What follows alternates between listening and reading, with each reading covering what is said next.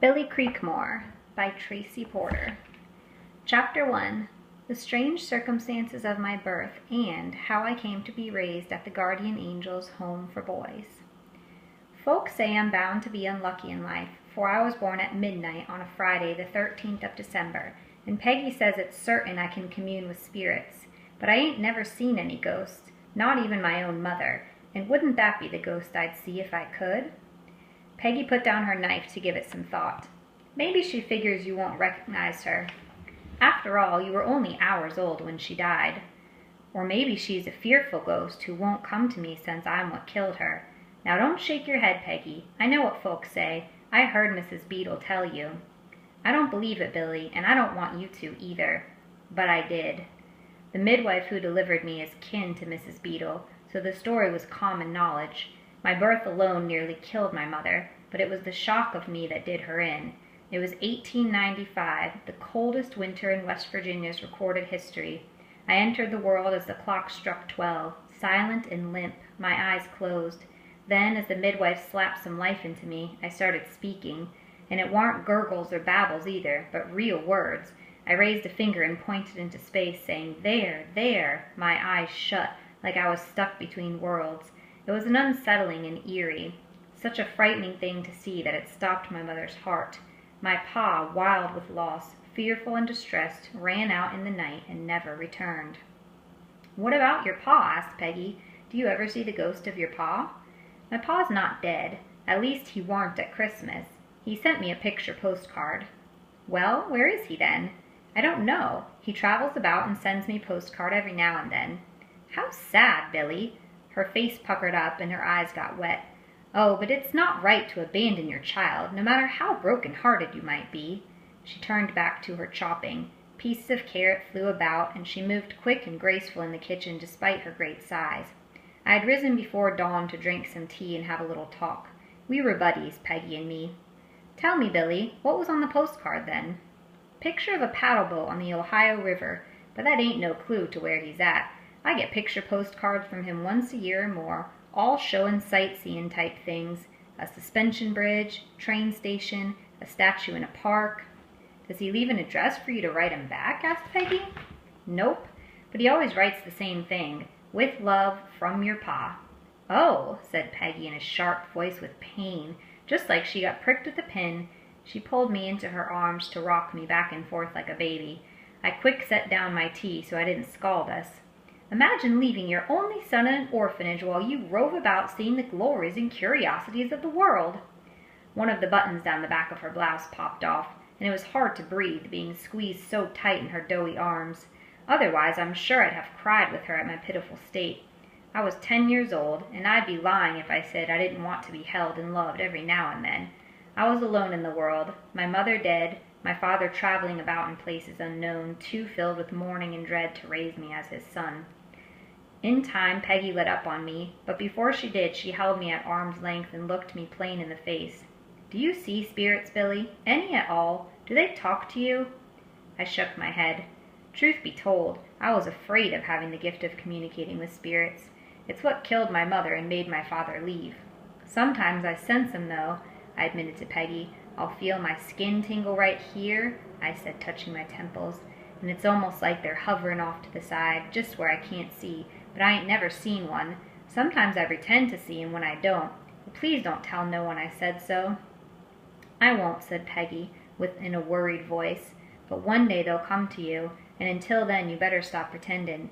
Tellin' lies about seein' spirits is an awful sin." "I know," I said, "but I don't think God minds if I tell a story to give folks something to think about, or else to save myself from Mr. Beadle. Remember how bad he hurt Herbert Mullins?" "Heavens, yes, poor lamb," said Peggy. Then she crossed herself and moved her lips. "Herbert was just a sparrow of a boy, slight and twitchy, only 6 years old when Mr. Beadle tore into him for dropping a basket of eggs. He was so scared, so injured by the beating, that he stopped talking and had to be taken to the home for children who are deaf and blind, and otherwise can't find a way in the world." Peggy said a quick prayer for him, as was her habit whenever she heard of Mr. Beadle thrashing one of the boys. No doubt she'd be praying for him later on. After she cooked our breakfast, she walked all the way to Albright to go to Mass, for she was Catholic and couldn't go to our chapel. Whatever your reasons, Billy, don't get used to lying. You'll be lost if you do. Promise God in your prayers that you won't lie no more." "I will, Peggy," I answered. I looked at her long as I could, but shifted my eyes to the ground as soon as she went back to her cooking. I couldn't bear to tell her that praying didn't make no sense to me, at least not the prayers the preacher and the Beatles made us say. By now light was edging over the mountains. A pot of oatmeal was bubbling away, and 4 plates of biscuits, one for each table of boys, waiting on the counter. It was Sabbath day, and for one day of the week Mr. Beetle wanted us well fed. Chapel was after breakfast, and he didn't want none of us fainting from hunger or disturbing the services with a growling stomach. I grabbed a biscuit and was all ready to pop it in my mouth when Peggy grabbed my wrist. "Hide yourself, Billy," she whispered, for sure enough Mr. Beetle was swinging open the door and stomping into the dining hall. I slipped under a table while Peggy made herself busy rattling the pots and bustling about. "Good morning, Peggy." Mr. Beetle's voice filled the room like a preacher's. From my hiding place I could see he was wearing his work boots, a dreadful sight, for it meant Mr. Beetle had some project in mind. He was plumb full of himself as usual. He went on in his proud voice, giving Peggy directions about using lard instead of butter and not spoiling us with sugar in our oatmeal. He counted the cans on the pantry shelf, eyed the salamis hanging from the ceiling, and emptied the purse Peggy kept behind the chopping block. He counted the coins, telling Peggy she was spending too much on our meals, then went back on to describe the fancy plans he had for his and Mrs. Beetle's Sunday dinner. "Our dear friend Mr. Calder will be dining with us this evening, and I'd like you to serve chicken, if you please. Chicken with dumplings." "Yes, sir, Mr. Beetle, just as you like it. I surely will, sir." Peggy had her own cleverness with words. She weren't fast enough with a story like I was, but she knew just what to say and what tone to use with Mr. Beetle. I saw her skirts sway, and I knew she was nodding respectfully at his every word. "A nice plump chicken, Peggy, and a pie, peach pie, only the best for Mr. Calder, our dear friend, who is taking on another of our boys to apprentice in the glass factory." "Is he now, Mr. Beetle? And isn't that a wonderful thing, learning such a valuable trade as that?" Mr. Calder was the foreman at the glass factory over in Morgantown, and he often came to Sunday dinner. Every now and then he took one of the older boys away to work in the factory. "Yes, indeed, Peggy, wonderful it is for the fortunate lad, and for us too, I might add, for as you know, boys eat so much as they get older. The expense, Peggy, the expense of running an orphanage for these destitute boys of ignoble parentage. Why, Mrs. Beetle and I feed and clothe them only to live like paupers ourselves, and my dear wife is ruining her frail health trying to educate them. Surely our reward lies in heaven, for our charity brings us no earthly riches." I was of 2 minds at that moment. One was reacting in a downright negative way to his speech about himself, and the other was busy pondering who was lucky enough to be leaving the orphanage. How in heaven's name could Mr. Beetle think of himself as a charitable man? Why, we boys were being charitable to him. We slaved away, working his farm and getting nothing for it but beatings, rags, and barely enough food to keep us alive. All of us looked forward to leaving the orphanage and going to work in the glass factory. Why, a boy could make 65 cents a day, and it was a glorious thing to get away from Mr. Beetle and see something new in the world. Would it be Walter Barnes or Willis Dawson? Both of them was 12, but Walter was tall for his age, and Willis didn't seem to have no sense. Once I overheard Mr. Calder tell the Beetles that only small boys could tend the furnace. How old was Meek Jones, I wondered? Warn't he old enough? He was smaller than the others, that's for sure. If I had money, I'd bet on Walter Barnes, I thought. He's big for his age, but nimble enough. I myself would be happy as pie to go off to work in Mr. Calder's factory. Waiting 2 more years was plain torture. On and on Mr. Beetle went about all the hardships he and his wife suffered while providing for us boys. Peggy listened and murmured, "God loves you for it, sir, and rest assured your glory lies in heaven," while stirring the pot. In general, I'm more curious than angry, so I was able to sit still and wonder instead of rushing out to tell Mr. Beetle how wrong he was about himself. Soon the boys came stumbling in, bleary-eyed and hungry. Peggy eyed me to get going. It was easy to scoot out and join the group unseen.